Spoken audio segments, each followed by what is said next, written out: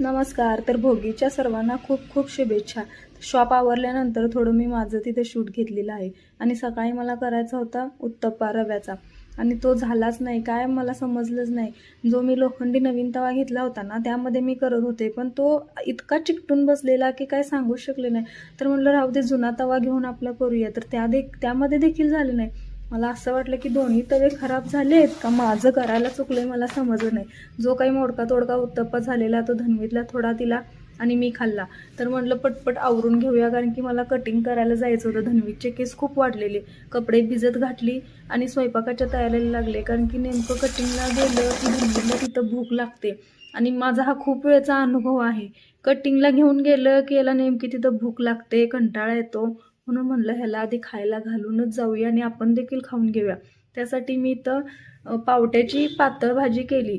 तर आम्ही याला पावटा म्हणत नाही, कोल्हापूर साईडला वरणाच म्हणतात.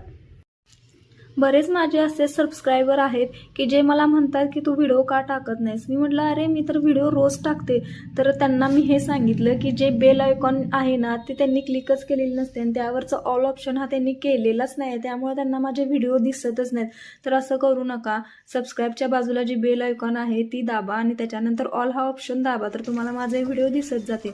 तर हेच ते 2 तवे बघा ज्यांनी मला खूप त्रास दिला. दोन्ही तवे निघत नव्हते, त्यामुळे बाकीची भांडी घासून मी यांना असंच भिजत ठेवण्यासाठी ठेवून दिली.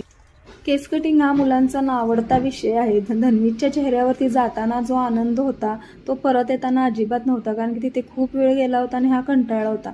तर चला बाय बाय, मी निघाले केस कटिंग करायला. असेच पुढचे व्हिडिओ पाहण्यासाठी नक्की सबस्क्राईब आणि फॉलो करा. Thank you, tata, bye bye.